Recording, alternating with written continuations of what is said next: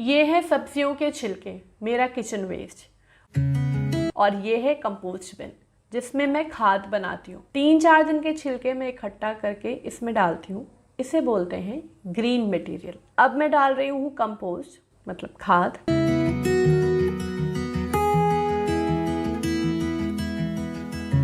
और सूखे पत्ते, इसे कहते हैं ब्राउन मटेरियल।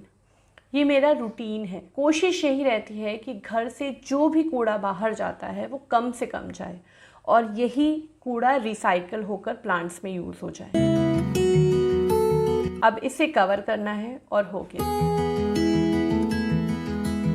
इससे पानी भी निकलता है जिसको कंपोस्ट टी कहते हैं। बहुत ही न्यूट्रिएंट्स होते हैं इसमें। उसके लिए मैं नीचे ये बॉक्स रखती हूँ। अपनी लेयर को कंप्लीट करते हुए मैंने ऊपर से फिर से ये नाइट्रोजन का सोर्स रोज के निकले फल सब्जियों के छिलके फिर से डाल दूंगी।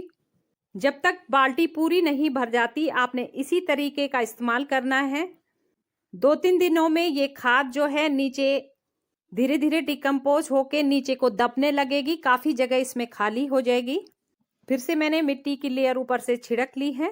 तो अभी मेरे पास इतना ही वेस्ट है, तो इसको मैं अच्छी तरह से कवर कर लूँगी। फिर से ऊपर से ये पत्तियाँ मैं डालूँगी। 3-4 दिन के बाद फिर इसमें थोड़ी सी जगह खाली होगी तो मैं ऊपर से फिर से फिल कर लूँगी। तो अभी देखिए आप, इस तरह से मैंने लेयर ऊपर से पत्तों की डाल दी है।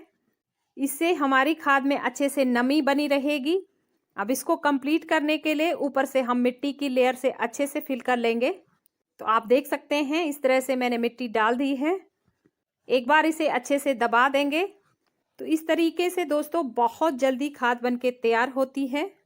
अब खाद जल्दी बने इसलिए आपको डिकम्पोजर का इस्तेमाल करना है, जो कि हमने घर पे तैयार किया है। मैंने गुड़ लिया है 50 ग्राम, उसमें मैंने थोड़ा बेसन ऐड कर दी थी। अच्छे से घोल के मैंने बोतल में भर लिया था। लगभग 24 घंटे छोड़ने के बाद मैंने इसमें अच्छी तरह से ये घोल को डाल लिया है। इस घोल से इसमें असंख्य सूक्ष्म जीव उसे ढक के रख लीजिए। आपने दोस्तों छांव में ही खाद को रखना है, धूप में नहीं रखना है। सर्दियों के टाइम में आप धूप में रख सकते हैं, लेकिन आजकल गर्मियों का टाइम है तो आप ऐसी जगह का चयन करें जहां पे खाद को रोशनी तो मिले लेकिन डायरेक्ट सनलाइट से अपनी खाद को बचाएं।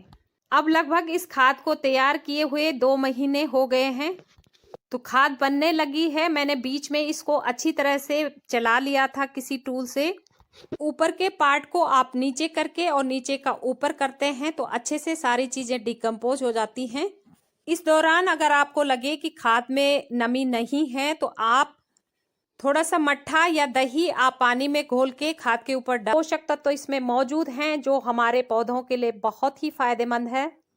फलों वाले पौधे हों, सब्जी वाले, फूलों वाले, आप अपने गार्डन के किसी भी पौधे में इसका इस्तेमाल कर सकते हैं। पोटली खाद बनाने के लिए आपको किसी भी दिक्कत का सामना नहीं करना पड़ेगा। अगर आप खाद बनाने की कोशिश करते हैं और बार बार असफल हो जाते हैं, जैसे कि खाद में बदबू आ जाना, कीड़े पनप जाना, खाद का कीचड़ जैसे हो जाना, इन सभी समस्याओं से बचने के लिए आज हम पोटली में खाद तैयार करेंगे, जिसके 3 तरीके मैं आपके साथ शेयर करूंगी। सारे तरीके इतने सरल होंगे कि आप किचन से निकले कचरे को बिल्कुल भी नहीं फेंकोगे और बहुत आसानी से बेहतरीन खाद बना के तैयार कर लोगे। नमस्कार, एक बार फिर से स्वागत है आपका नई वीडियो नई जानकारी में। पोटली खाद बनाने किचन के कचरे से आप भी बहुत आसानी से पोटली में खाद बना सकते हैं। इस तरीके से हमें किसी भी झंझट का सामना नहीं करना पड़ेगा, जैसे कि खाद में बदबू आ जाती है, कीड़े पनप जाते हैं। तो आइए जानते हैं पोटली खाद बनाने का बिल्कुल नया तरीका, जिसके लिए मैंने किचन वेस्ट लिया है। ड्राई पार्ट के लिए मैंने राइस हस्क का इस्तेमाल किया है। थोड़ी सी खाद और मिट्टी हम इसमें ऐड करेंगे। अब इस मिक्सचर को हम अच्छी तरह से मिला के एक सूती कपड़ा लेंगे मजबूत सा, उसको पोटली बना के हम कुछ दिनों तक रख लेंगे। किसी छायादार जगह में हमने पोटली को रख लेना है। तो मैंने यहाँ पे फ्रूट कैरेट ली है, उसी में मैं इस पोटली को रख लूंगी। नमी का ध्यान रखते हुए बीच बीच में आप पानी का छिड़काव कीजिए। 15 से 20 दिनों के बाद आप देखेंगे खाद आधा से ज्यादा डिकम्पोज हो चुकी है। 3 तरीकों से मैंने ये खाद तैयार की है। मैंने यहाँ पे एक प्लास्टिक शीट ली है, उसमें हम इसे पलट लेंगे। डिकम्पोजर के लिए मैंने यहाँ पे लस्सी और गुड़ के घोल का इस्तेमाल किया है। अच्छी तरह से इस मिश्रण को हम फिर से मिला लेंगे। अगर आपको लगे खाद ड्राई है तो थोड़ा सा पानी का छिड़काव आप कर सकते हैं। फिर से हम इसकी पोटली तैयार करके लगभग 1 महीने के लिए छोड़ देंगे। इस तरीके से हम बहुत आसानी से बिना झंझट खाद तैयार कर सकते हैं। एक बार आप इस खाद को जरूर से बना के देखिए, जिसकी विस्तृत जानकारी के लिए मैंने लॉन्ग वीडियो अपलोड की है, नीचे लिंक दिया है, क्लिक कीजिए और प्लीज वीडियो को देखिए, आपको बहुत हेल्प मिलेगी।